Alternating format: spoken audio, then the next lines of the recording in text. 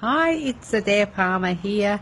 This is my very first live broadcast to you from Facebook on my business page. Oh, got a bit of sun there, just trying to get a nice spot. It's a beautiful autumn day here in sunny Adelaide and enjoying we thought the weather had finished, the warm weather had finished, but it's come back again for today, so it's really nice out here on the patio, enjoying my beautiful backyard. I don't know if you can see it up there, nice trees, the sunlight. It's a really nice environment to work in, so I consider myself blessed. Why I wanted to speak to you today was, besides making my very first broadcast, and thank you for joining me. I'm not quite sure how this works, so this is what I'm doing. It's a bit of a test. If you are able to jump on, leave a comment and say hi and tell me that you're here, which would be wonderful. I did want to talk to you about Facebook Live because it's something I've been watching the girl that I generally follow for all the Facebook tools, tips and tricks, that she brings the good oil, and that's Mari Smith, and she's in Scotland at the moment. She's just recently done a live video herself. Well, she does them a couple of times a week, but what she'd done was a live video herself saying what to do with live videos. And I thought, well, it's probably about time I got on that live video horse, and here I am. So I want to share with you a few things that you can do for your own live videos to repurpose the content. And that was what her specific live video was about. And I thought, well, it's probably as good a topic as any to get to you, to give you some ideas as to how you can do and repurpose the content. So live video isn't about just jumping on and showing us what your kids are doing and, you know, your new puppy or whatever.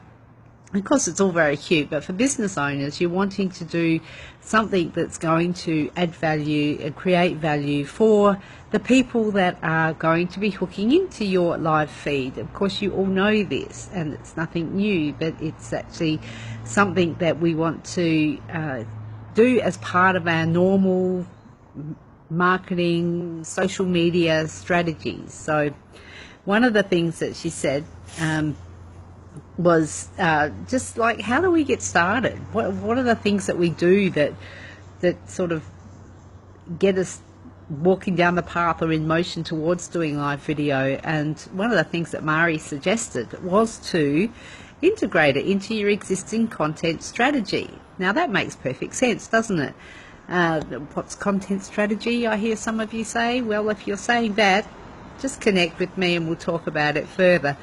For those of you who've got a content strategy, when you do your images and when you're doing your the sorts of things that you are posting regularly onto your Facebook business page,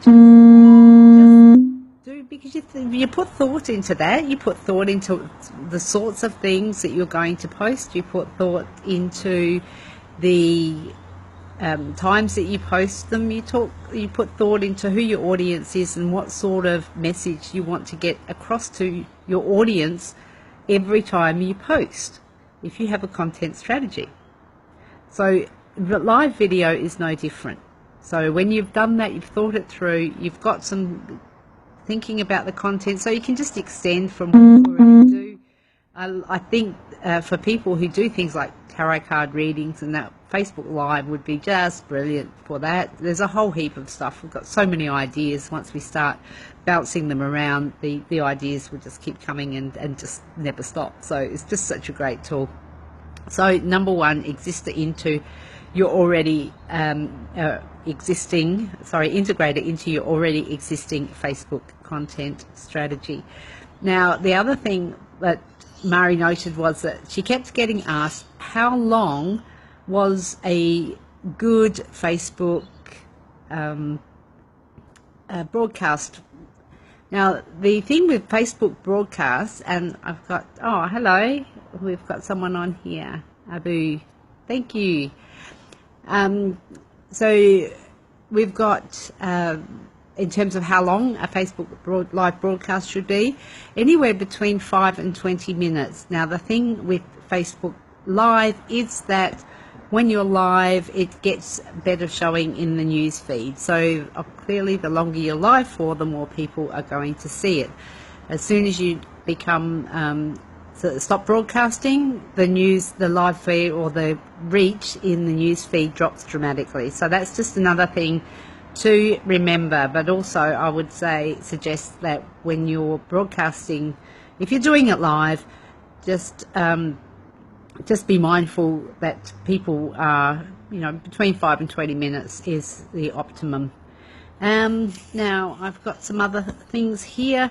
What to do with content once you've created it. Now, repurposing content, because you've spent this time to, put your face on and think about what you're going to say.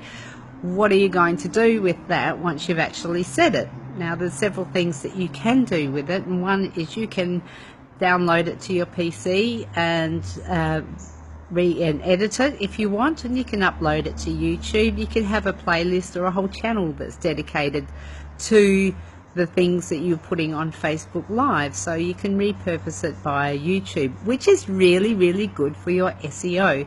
So keep that in mind. I've got a YouTube channel that's building at the moment, and of course this video will be going up there as well.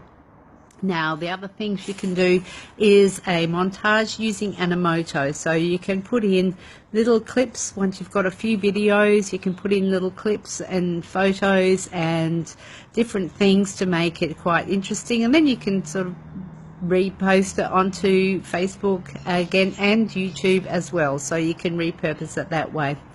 And once it's finished and once you've edited it, you can always include, while you're editing, a call to action, which reminds me to remind you for the call to action now is to subscribe. So if you hit subscribe on this video, you will be able to see my live news feeds when I bring them to you live.